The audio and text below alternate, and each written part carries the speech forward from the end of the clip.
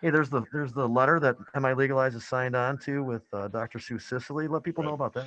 So we, in the legalization proposal, the Committee to Regulate Marijuana Like Alcohol with Marijuana Policy Project, MINORML, MILegalize as part of this umbrella group, we included language which allocated monies towards research on use of cannabis in PTSD and veterans. We thought it was an important thing to do to make sure that there was money earmarked specifically for it. There's a bill in the Michigan legislature that would take that money and refocus it away from veterans and cannabis research and towards preventing police suicides and some related issues, specifically requiring those things to be done by Michigan doctors and research associates, regardless of whether or not those people are the most competent or the most capable of doing the study that we're requesting. So Dr. Sue Siseley was the original idea that we had in mind when we designated those funds during the drafting process of the legalization proposal.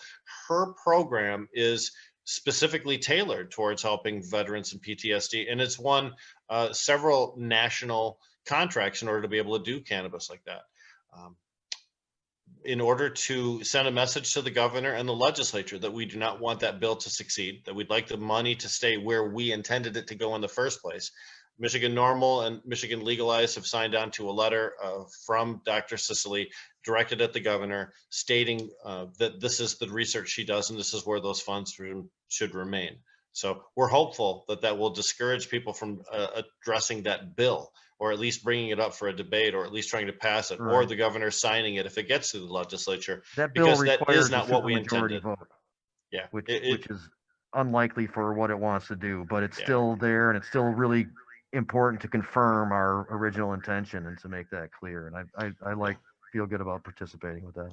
Yep, and when it comes down to it, there's been a lot of ways in which our original intention in the language of the legalization proposal hasn't necessarily been honored the way we intended it to. Social equity screams as one of the examples. Stacking of licenses is another one as well. But when it comes down to it, this is one we might be able to have influence over. When we might be able to point at it and say, hey, this is an overreach of the legislature and we don't like it. And we're the ones that got the people to sign those petitions in the first place. That's why there's such a high standard to change when you have a voter directed initiative, because the legislature is fickle. They change their mind all the time. And unless they have a real strong reason to do so, they should not be allowed to just alter our law willy-nilly. So, and I worked willy-nilly into the dialogue, so I get extra style points today for the broadcast.